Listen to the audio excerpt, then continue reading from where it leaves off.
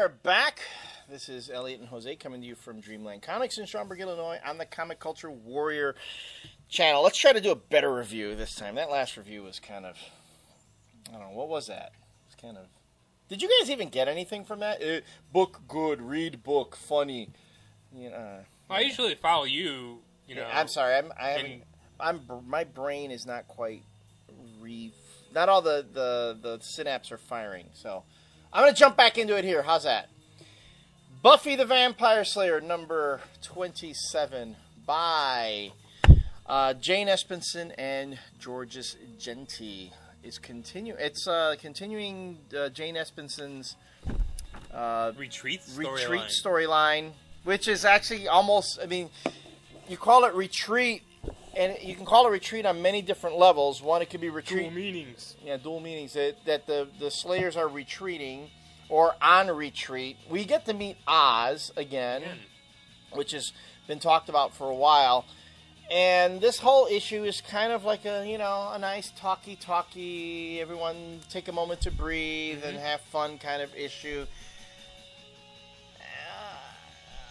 It was okay. I mean, Buffy for me, I really look forward to every issue, and I tend to really enjoy it. I don't know. Now I'm hoping that Joss comes back for something and starts kickstarting things again. Yeah, because ever since the Frey storyline, it's dragging.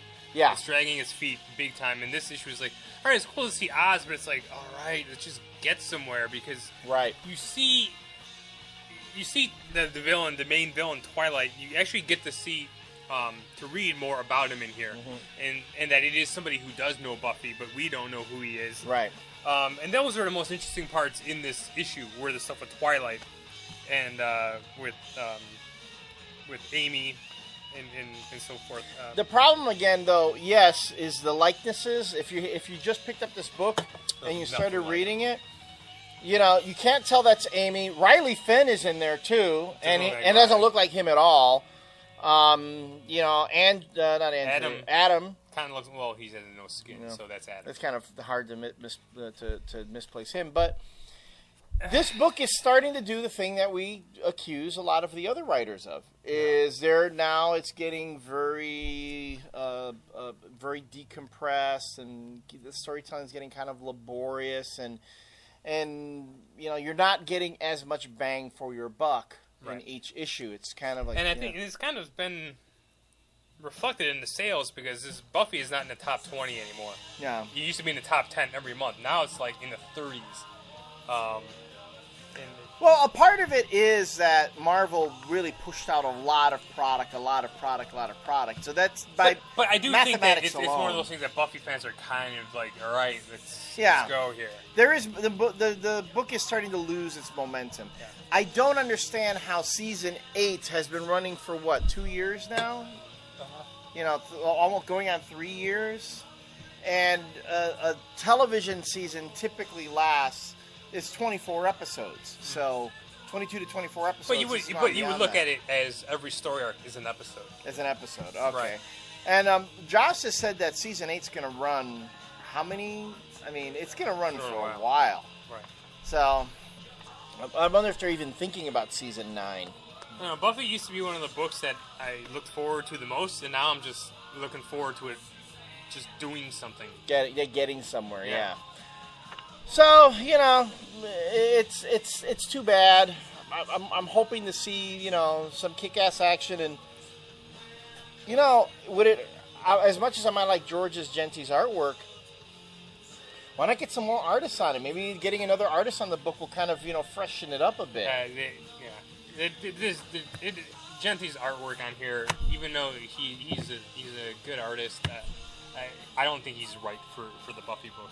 That's just me, though. And please, who do I have to kidnap and torture and threaten so we can get a Joe Chen graphic novel? Tokyo Pop put one out. Well, I'm just saying of her she doing can do a whole Buffy, thing. That'd Yeah, be awesome. Well, that would be awesome. On Dark Horse Comics, on Dark Horse website, I think she did like a 4 or 5 page Buffy story. Right. Yeah, the MySpace Dark Horse. Yeah, that's what it was. Right. Exactly. I'd like to see a big. No, I would too. So, we're reading.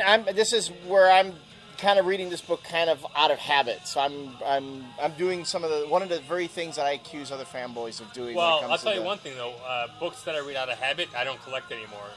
Books that were just I was buying out of habit, like The Boys and a couple other things. Mm-hmm. I'm not buying anymore because it just gets to be too much. If this doesn't pick up in another couple issues, I'm sorry, but I might just have to drop this. But it's Buffy, unfortunately, and it would really kill me. But yeah. I can't. There's too much, other stuff out there that I would rather give my money to, and there's been so much shit coming. Not shit, but comics in general coming out. There's just a lot of decent stuff, and it's getting kind of expensive. So. It is. It's getting really expensive. So, yeah. Wait. Dark Horse, fucking do something with this book.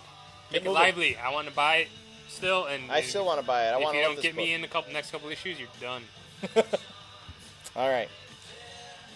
We'll be back with yet another review. See you then.